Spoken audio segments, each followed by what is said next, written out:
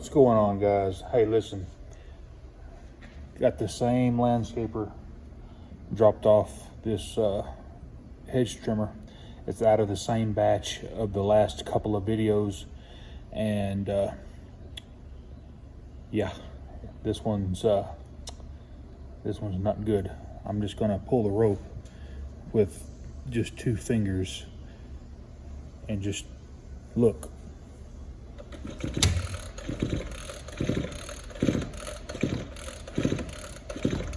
No resistance.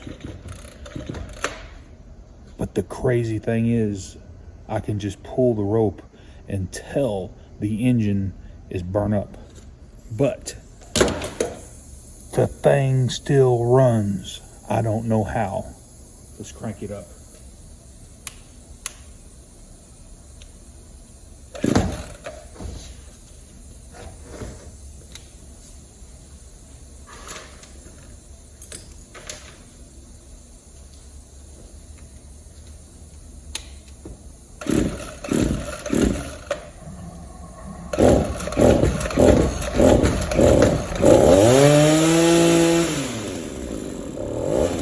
It will not stay idling. I'm going to give it full throttle and just listen to it scream.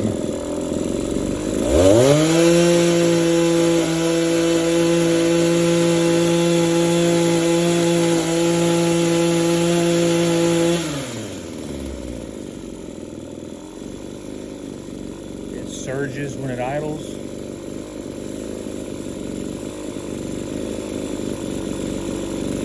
I'm going to do a leak test on this one. Let's go ahead and pull the muffler and just look at that fried piston. It's actually wanting to idle a little bit now.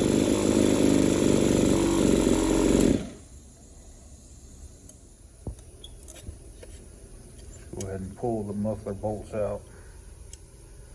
It's going to be a little hot, so be careful.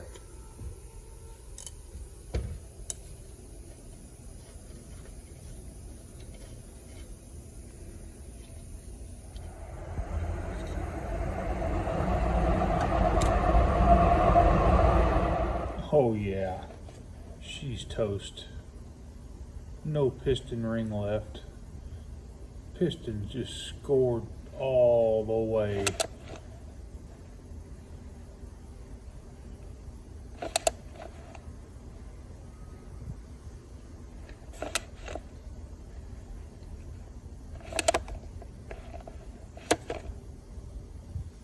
The biggest question that most mechanics can't answer when it comes to 2-strokes is, why did this engine burn up?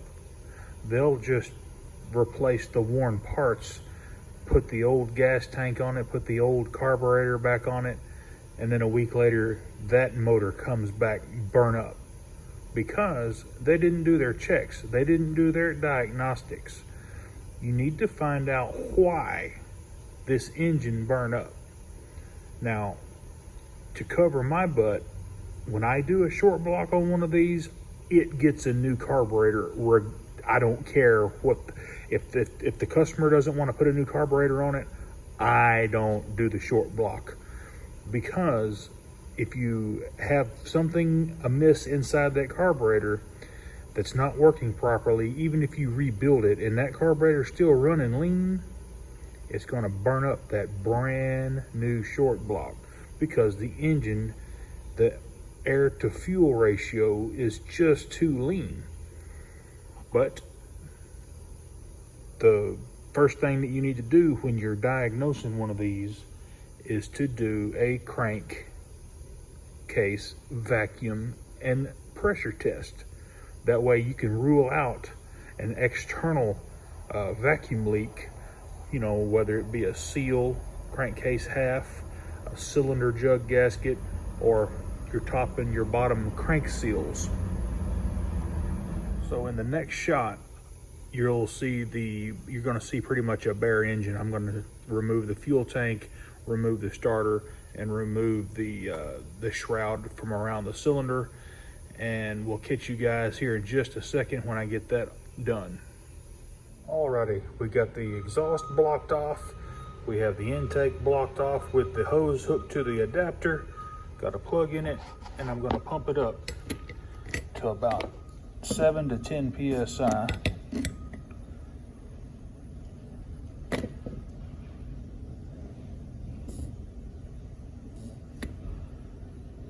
And she is holding steady.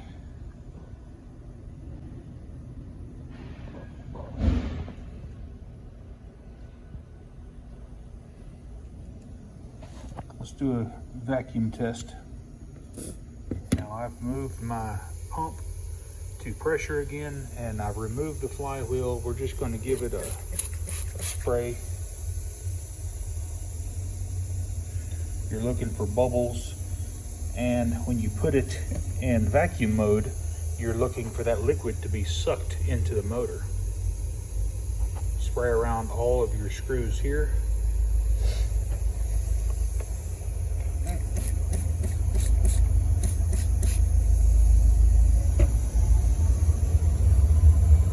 Still holding 10 PSI.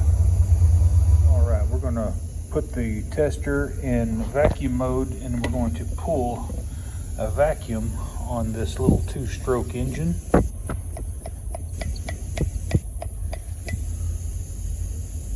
And as you can tell, we're pretty much holding steady. If you have just a smidge of leakage, it's probably going to be a worn crank seal, because if you think about it, you have a crank seal that has crankcase pressure, and all around that seal is wanting to make it tighter around the crankshaft.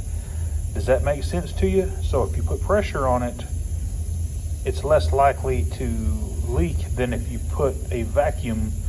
So if you pull a vacuum in there and you have just a very slight leak, which this one's not, sometimes, like I've already sprayed the water, soapy water around this seal here, it's not leaking. But if you can kind of grasp what I'm talking about, if you spray water around that seal and you pull a vacuum on it and you see that water get sucked in, then you know the seal is compromised and will have to be replaced. Alrighty guys, so what do we know so far? We know that the engine does not have a air leak, so we can rule out having outside air getting in the motor, causing it to run lean. What else would cause an engine to burn up? Not enough oil in the gas, or straight gas? Maybe. We need to do one more thing. I need to pull this block off, I need to pull the insulator off, and we need to inspect the piston on the intake side. The piston looks pretty much okay on the intake side. It's even got oil. It's got some scuffing. I'm sure it got hot.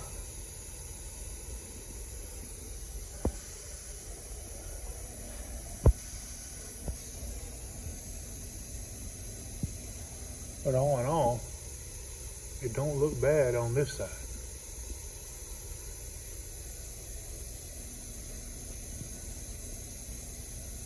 Okay, so we know we got severe scoring on the exhaust side. Flywheel key's not sheared. We have the correct oil mix. It's not an oil issue, so it's got to be a lean issue. Something inside the carburetor screwed up, or maybe a clogged fuel filter, not allowing enough gas to the carburetor, and then made the engine run lean. Go ahead and I'm gonna pull a fuel filter out of here just to give it a look-see.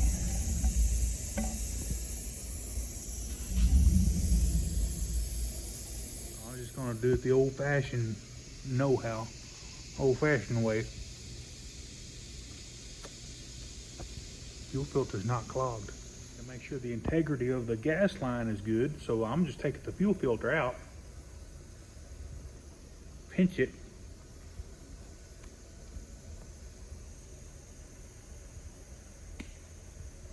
that fuel line's not got a crack in it. Everything's good on the fuel system as far as the fuel. the fuel lines going to the carburetor. So this is our culprit. The carburetor itself is running extremely lean. So I'm gonna pop this metering diaphragm off and just see what it looks like. The metering side of the carburetor looks pretty good. The diaphragm is not all hard, it's pliable. But check out what I found. I'm gonna slide this carburetor into view. How was this even running?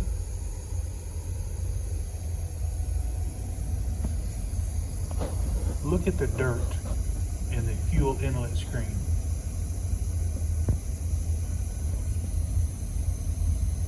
It looks like it was only getting about 70% of the fuel that it could be getting. My goodness.